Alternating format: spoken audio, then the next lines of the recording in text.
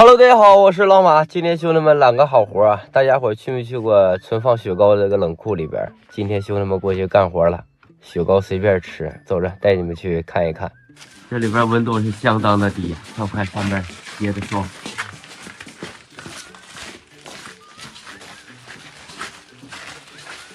全是霜。Hello， 挺不冷的。为什么这玩意多呀？这个墙都是用泡沫那种保温的，看来很厚。这个里边全是雪糕什么的。青雪糕，这是网上火那雪糕啊，一个10来块钱那个，10多块钱，有的到20多一根儿。啊，这10多块钱。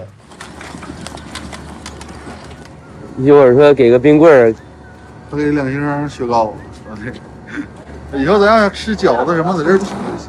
啊，他这就有饺子、汤圆、啥都有是吧？饺子、火锅，什么底料，什么羊肉卷、牛肉卷，它是属于个商贸公司，有批发的地方。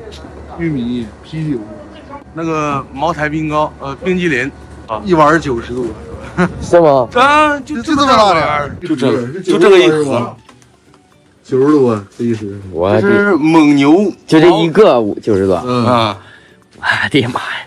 看，茅台冰激凌，看，拉茅台青梅煮酒味儿的。一盒12个。我的妈，吃不起，走。你俩没听错吧？没有，绝对没有。我的妈！我问了好几次，一个90。兄弟们，今天出来干活掏上了啊！人老板给了一个冰箱，红宝来什么千层烤布雷冰淇淋，这个一箱也不便宜啊。都是好的。往家走啊，兄弟们，回家吃雪糕去。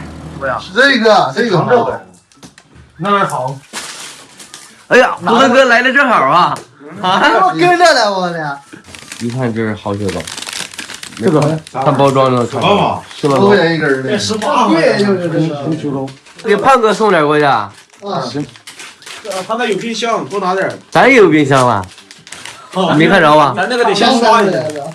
没吃过。我也没吃过，那天想买，没舍得买。对，那天我和宇哥我俩搁那移动干活，完事拿了一只雪糕，问多少钱，18。我听眼镜说的，他就是这个贵，就这个牌子的。就这个。那想买没舍得买。好吃。你们俩一个人200块钱啊！好嘞，好。一个人200。